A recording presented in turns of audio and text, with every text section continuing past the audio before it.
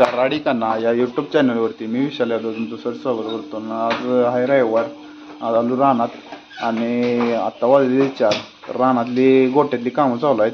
पाणी वगैरे दाखवायचं चालू आहे. इकडं म्हस आणि रेडा काय, इकडं गाय आणि बैल आहेत आपली खोंड. आता नियोजन चाललंय यांना झोपून घेऊन जायचं. तर आम्ही आहे तिघच, त्यामुळे आता लय कसरत होणार आहे. त्यामुळे झोपायचा व्हिडिओ बघू, शक्यतो निघाला तर काढणार, नाही तर मग झोपायचा व्हिडिओ काय येणार नाही आज. आणि ही आपली गाय प्रतापची आहे, अर्जुनची आहे. आणि आपलं जर्मन शेपर्ड बघा पाणी पिते. आत्ताशीच आणलं ह्याला. आपली जुनी कुत्री सगळी बिबट्यानं खाल्ली, त्यासाठी आत्ता याची तब्येत इतकी दिसत नाही, कारण की 2-3 दिवस झाले ह्याचं पोट बिघडलेलं. आणल्या पोट बिघडलेलं. जिमी इकडं आपला असा पहिला जुना गोटा होता सगळा, हा सगळा गोटा आहे तिकडून. आणि इकडं पाठीमागं पण होता, अजून आहे तसाच गोटा.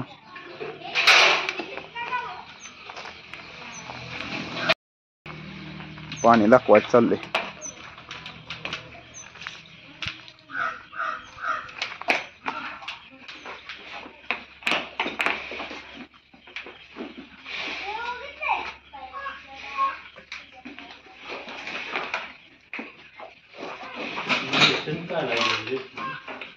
काय झालं?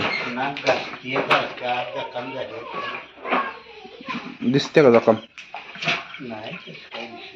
बारीक टाकली पाहिजे जरा.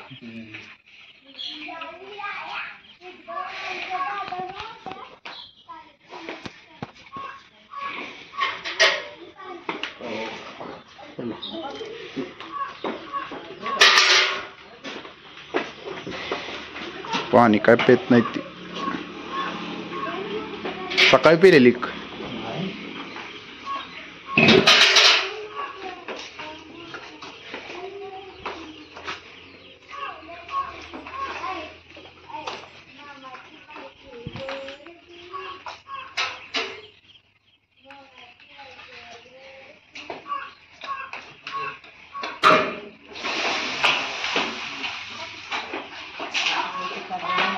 परत नानांनी काढलं छकडा बाहेर.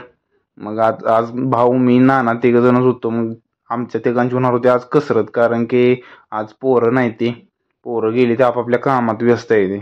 मग म्हणलं आपण 3घच झोपूया आता. पोरासनी पण सकाळी लवकर नव्हतं सांगितलं की आज झोपायची ती, त्यामुळे पोरं पण आज वेगवेगळ्या कामात होते ती. मग असं पहिल्यांदा कॅमेरा सेट करून घेतला आणि म्हणलं आता 3घच जण झोपायचं. मग प्रतापला झोपून घेतला आणि सुंदरला परत झोपल्यावर चांगली फिरवून आणली ती. फिरवल्यावर ही बघा दमवलं नाही, काय नाही, व्यवस्थित आली ती. मग फिरवून झाल्यावर म्हणलं जरा पुसून घ्यावं. 2 4 किलोमीटर चालले, 2 किलोमीटर गेले आणि 2 किलोमीटर आले. यावेळी काय दमवलं नाही, गेल्या वेळी लय दमवलं. गेल्या वेळेचा किस्सा म्हणजे सुंदरला आपल्या डायरेक्ट फेऱ्याची सवय. फेऱ्याला कसं डायरेक्ट खाली घेऊन जाते आणि परत खालनं पळवत वर येते.